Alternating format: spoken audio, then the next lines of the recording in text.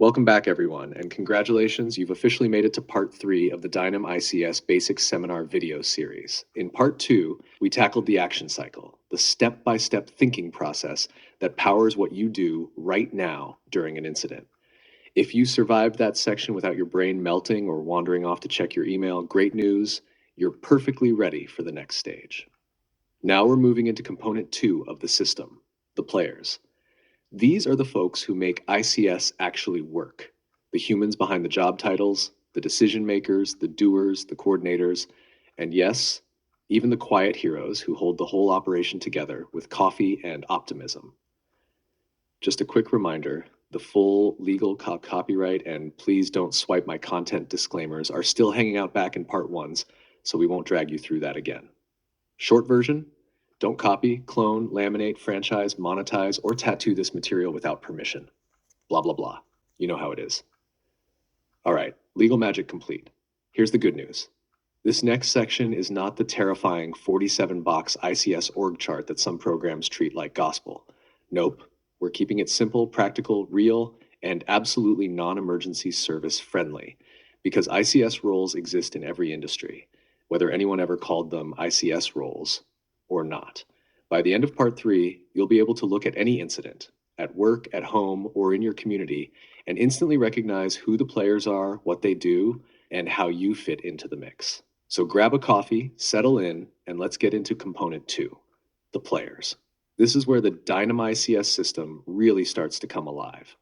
Before we jump in, just a quick reminder, RebelMark and Dynam IC offer both virtual and face-to-face training options for agencies of all shapes and sizes. And if you've got ICS questions, need guidance on building a training plan, or just want to know the best path forward for your organization, don't hesitate to reach out. We're always happy to help.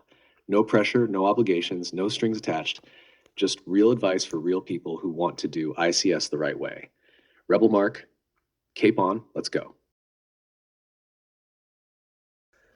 All right, before we dive deeper into component 2, let's take a quick look at the big picture. In Dynam ICS, we break the incident command system into 3 simple, practical components. 1, the action cycle. We covered this in part 2. It's the right now engine that drives your immediate decision-making when something goes sideways. Trigger, recognition, assessment, planning, assignments, operations, reassessment, repeat. This is what gets the wheels turning. Up 2. The players, that's where we're headed now in part 3. These are the people who make the system work. Command, command staff, general staff, and the functional roles underneath them. Don't worry, we're not memorizing a giant org chart. We're going to break it down in plain language so it actually makes sense. 3, the management characteristics. This is where everything ties together. It's the leadership principles and structure that keep ICS organized, predictable, and scalable. We'll tackle that in the next video. So think of it this way. The action cycle handles what's happening right now. The players handle who is doing the work, and the management characteristics explain how the system stays functional. Same ICS, just improved training. Let's move into component 2, the players.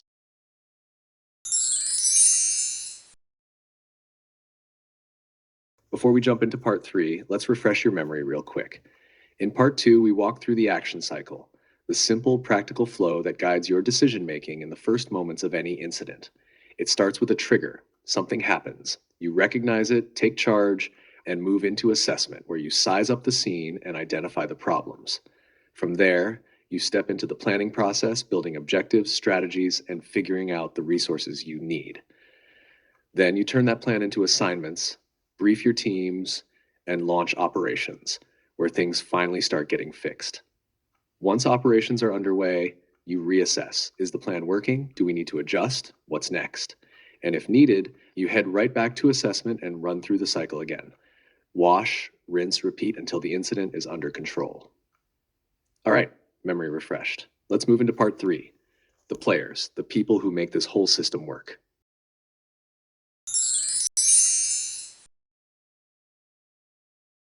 All right, let's talk about the players.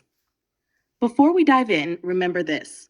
In Type 5 and Type 4 incidents, you're only going to use a small handful of the positions you see on this chart. Most of these roles don't show up until things get bigger, longer or more complex. But today, we're giving you the Reader's Digest version of each, just enough to understand who's who, what they do, and why their decisions matter. Now, an important reminder for you as an ICS learner, we're not trying to turn you into an incident commander. By the time we're done, you'll have a solid sense of how an IC thinks, absolutely. But the real purpose is this. Even if you're in a ground level position, you need to understand how the system works and why others make the decisions they make. When you understand the system, things stop feeling random or personal. Everything has a reason behind it. Now, a quick note on the vest colors you see here. Green for incident command, red for command staff, blue for planning, yellow for logistics, orange for operations, gray for finance. These are the unofficial Canadian standard, and while colors vary around the world, the concept stays the same. Clear roles, clear responsibilities, and fast visual recognition. And Dynam ICS fully supports and uses these colors for Canada. Now let's talk about how this structure actually builds during an incident.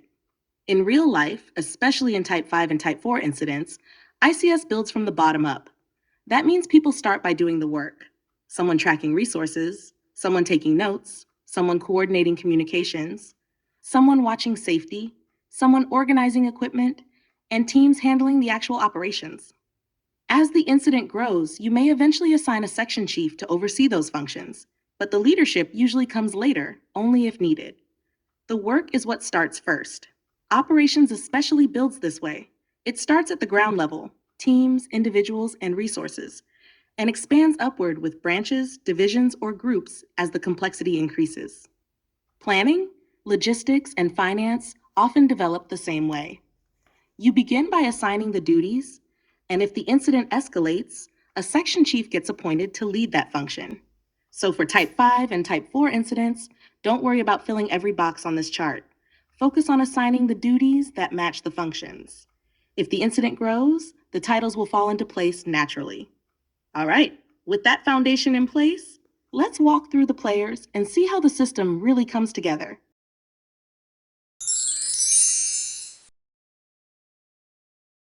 Let's meet the command positions, the people responsible for overall leadership and coordination during an incident.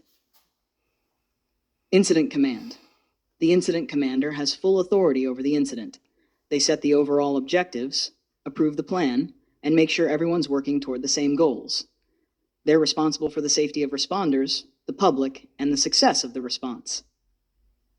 Unified Command. When more than one agency has jurisdiction, those leaders may choose to work together as a unified incident command.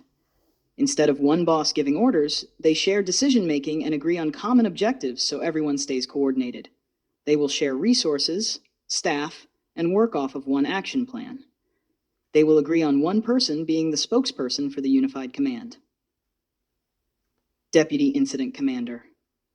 The Deputy Incident Commander supports the IC directly. They can take over if needed, help manage specific parts of the operation, or handle sections of the workload that the IC delegates. Now let's move to the command staff, the people who provide specialized support and keep information flowing. Safety Officer. The Safety Officer watches over the safety of everyone involved. They identify hazards, recommend controls, and have the authority to stop unsafe work immediately. Their goal is simple: no one gets hurt. Liaison Officer. The Liaison Officer is the connection between the Incident Command and outside agencies, like utilities, contractors, or provincial departments. They make sure information moves both ways and that everyone knows who's doing what. Assisting or cooperating agencies, such as the previously mentioned utilities, contractors, or government departments. Assisting agencies provide personnel, equipment, or expertise, like neighboring towns or departments sending crews. Cooperating agencies don't take tactical action but offer support, like transportation, public works, or health services. Each agency will have an appointed agency representative that meets with the liaison upon arrival to the incident. This AREP must have the authority to make decisions on behalf of their agency.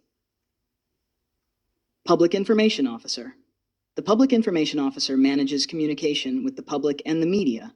They prepare news releases, social media updates, and coordinate interviews. Their job is to make sure the public gets accurate, timely information. Assistants. Assistants help command staff manage their workload. For example, an assistant safety officer might focus on a specific work site or shift while the primary safety officer oversees the overall safety program. These are the core members of the command positions, the leadership team that guides the incident response, protects people, and keeps everyone moving in the same direction.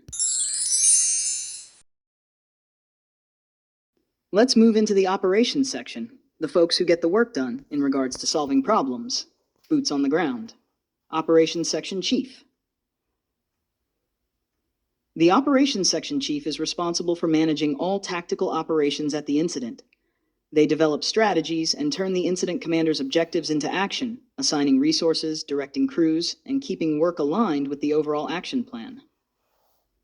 Staging Area Manager. The Staging Area Manager runs the staging area, the place where people and equipment wait until they're assigned. They track what's available, what's deployed, and make sure resources are ready to go when requested by Ops. Air Operations Branch Director. The Air Operations Branch Director manages everything that flies: helicopters, drones, or aircraft. They coordinate with ground crews to make sure air operations are safe, effective, and fully integrated into the overall plan. Branch Director. The Branch Director oversees a large portion of the incident, usually when the operation is big enough to need more structure. Each branch may have several divisions or groups reporting up to it, and the Branch Director keeps those resources working together efficiently. Division Supervisors. A division supervisor is in charge of operations in a specific geographic area. Note, divisions are geographic. Like the north and south side of town, or the third, fourth, and fifth floors of a building, each being a division. They make sure teams working in their geographic area are safe, coordinated, and completing assigned tasks. Group Supervisors. A group supervisor is responsible for a specific type of work rather than a location. For example, you might have a water supply group, or a debris removal group, or a traffic control group. Each group can perform their assigned task anywhere within the incident's operational area. Strike teams. A strike team is made up of similar resources working together under a strike team leader. For example, 5 dump trucks, or 5 utility crews, or 5 engines each with 1 leader. They operate as a single unit, have one specific assigned job, and move around as one team. Task forces. A task force is a mix of different resources organized to do a specific job, but that specific job can be a variety of different tasks at one time.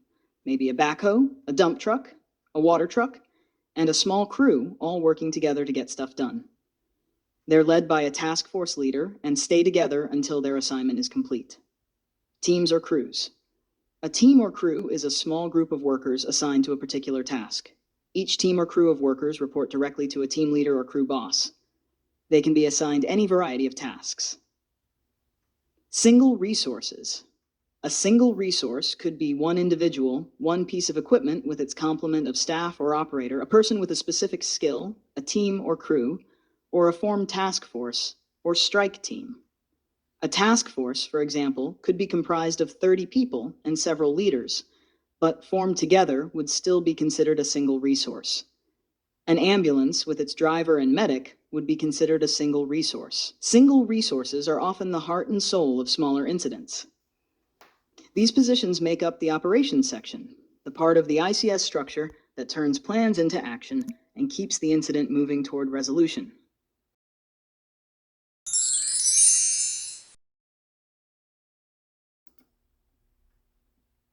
Next, we'll look at the planning section, the area of the organization that keeps the incident running on information, organization, and foresight. They are considered the thinkers of the incident. Planning section.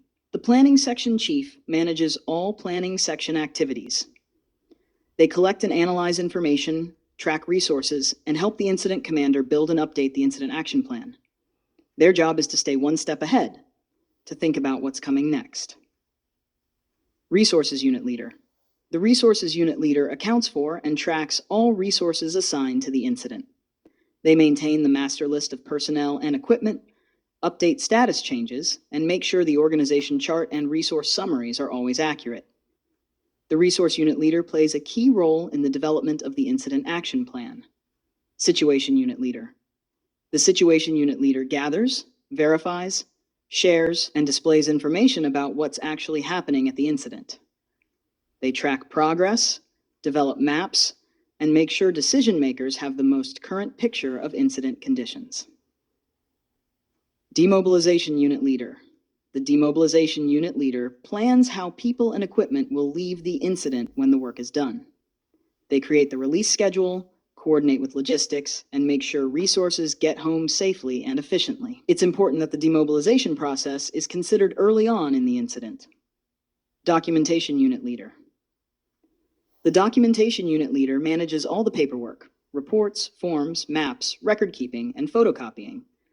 They keep everything organized for legal, financial, and historical purposes and make sure the final incident package is complete. Unit Staff. The planning section may have additional staff who support within the various units. They may assist with clerical, scribe work, mapping, data entry, or plan development. Their work depends on the needs of the section and the incident, but every role contributes to the flow of accurate information. Technical Specialists. Technical specialists are subject matter experts brought in to help with specific issues, like engineers, environmental experts, GIS technicians, or safety professionals. They work under the planning section, report to the planning section chief, and provide specialized advice that helps the team make informed decisions. If they are needed elsewhere in the incident, then they will be dispatched from planning to wherever they serve best in the incident. The planning section is the brain of the operation. It collects data, predicts needs, and helps everyone stay coordinated and prepared for what's ahead.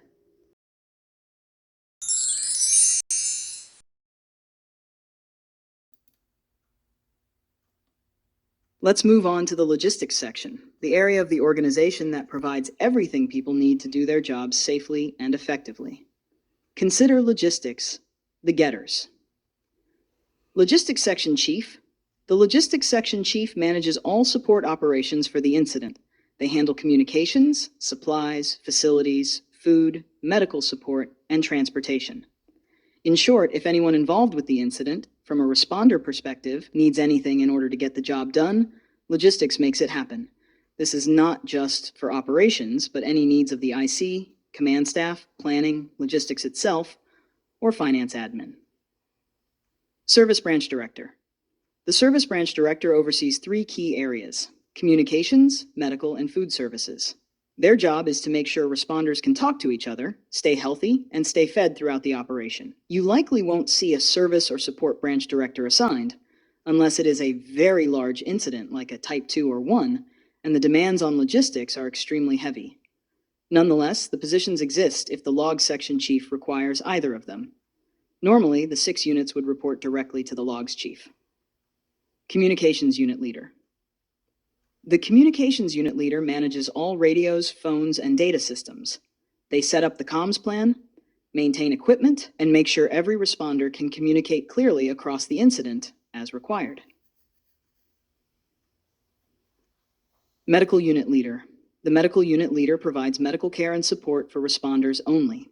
They prepare the medical plan, identify nearby hospitals, and coordinate ambulance coverage for any incident personnel injured or ill during operations. If there is medical required for the public affected by the incident, there will be a medical component added to operations. Keep in mind, on smaller incidents, medical can do 2 jobs, if it makes sense. One ambulance could be on standby for victims of the incident or for responders, but you need to make sure there's a backup plan if the ambulance is required. Food Unit Leader. The Food Unit Leader is responsible for feeding all personnel assigned to the incident. They organize meal schedules, coordinate with caterers or local vendors, and make sure food and water are safe, available, and delivered where they're needed. Support Branch Director. The Support Branch Director manages supplies, facilities, and ground support. They focus on the physical side of the response, getting materials in, keeping sites running, and moving people and equipment safely. Don't forget, logistics branches are not commonly used in smaller incidents. Supply Unit Leader. The Supply Unit Leader orders, receives, and distributes all materials and equipment. They track what's been ordered, what's on hand, and make sure the right tools reach the right teams at the right time. Facilities Unit Leader. The Facilities Unit Leader sets up and maintains all incident facilities, the command post, staging areas, and any facilities needed at the base of operations. They manage utilities, workspace, and make sure these locations are safe and functional. Ground Support Unit Leader. The Ground Support Unit Leader handles vehicle maintenance, fuel, and transportation. They manage shuttles, track vehicle use, look after safe road conditions, and ensure drivers and equipment are safe to operate.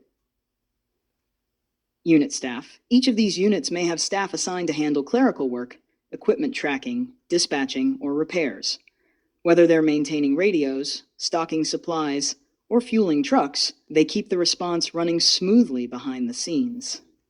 The logistics section is the backbone of the operation. It provides the people, equipment, and services that keep the entire response moving.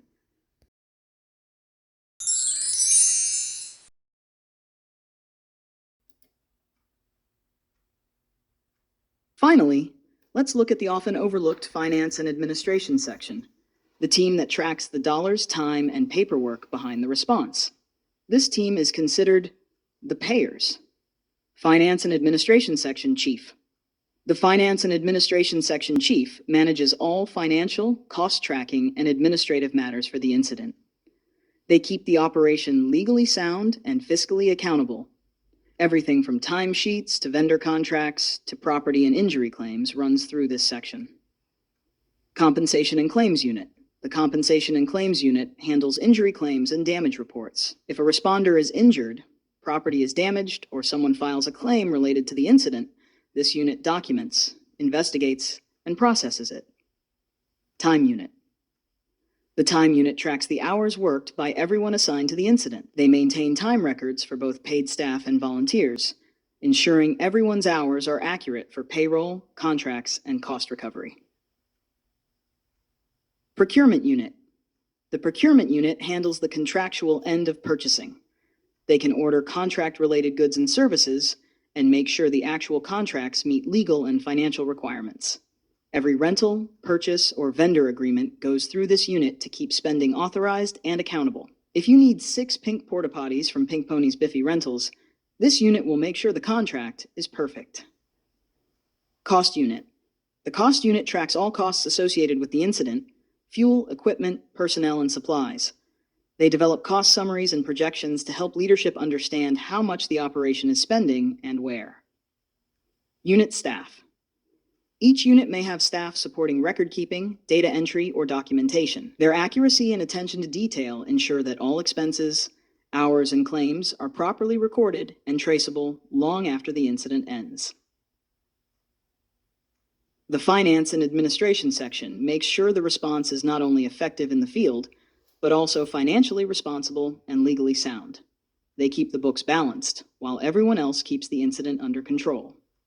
It's very important to start tracking dollars spent in the early stages of the incident if there is any possibility of cost recovery.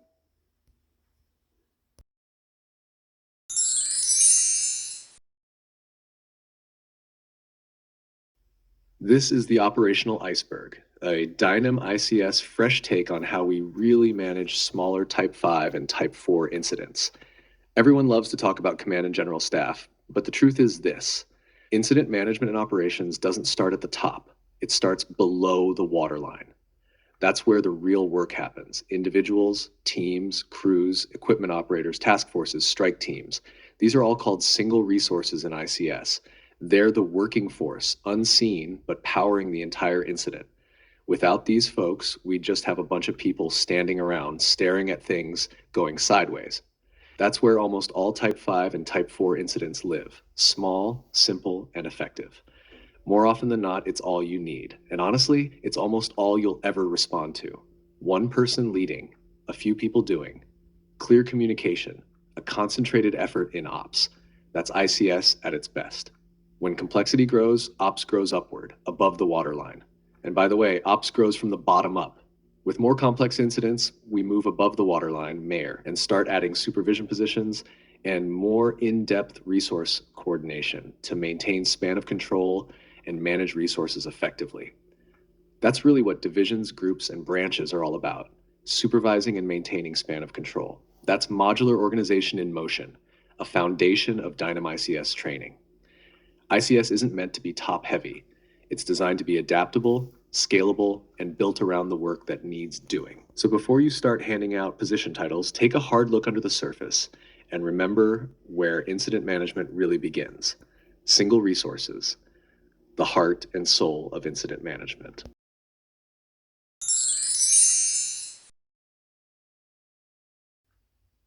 All right, folks, that wraps up part 3, the players and the operational iceberg. We just walked through who's actually doing the work inside ICS, from the command staff to each section to all the units and teams that make the system run smoothly. And here's the big takeaway. In operations, just like an iceberg, 80% of the work sits below the waterline. Single resources hard at work, doing all the things that make operations possible in Type 5 and 4 incidents. What you see at the top, the IC, a few task assignments, is only a tiny piece. The real engine is everything happening underneath. You also saw how ICS grows from the bottom up. You start with tasks, then roles, then positions, and as complexity increases, the structure builds itself naturally. No mystery, no magic. Just a scalable, common sense system. If some of these roles felt new today, perfect. You're not expected to memorize everything. You just need to understand how the parts fit together so you can confidently play your role and support the bigger picture. Next up in part 4, we move into component 3, the management characteristics, the rules of the road that make ICS work anywhere with anyone at any scale. So grab a coffee, stretch your legs, and when you're ready, I'll see you in part 4.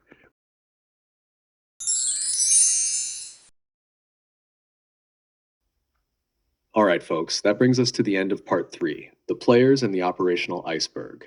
You now know who's actually doing the work in ICS, how the structure scales from the bottom up, and why 80% of operations is happening quietly below the surface. If that clicked for you, good.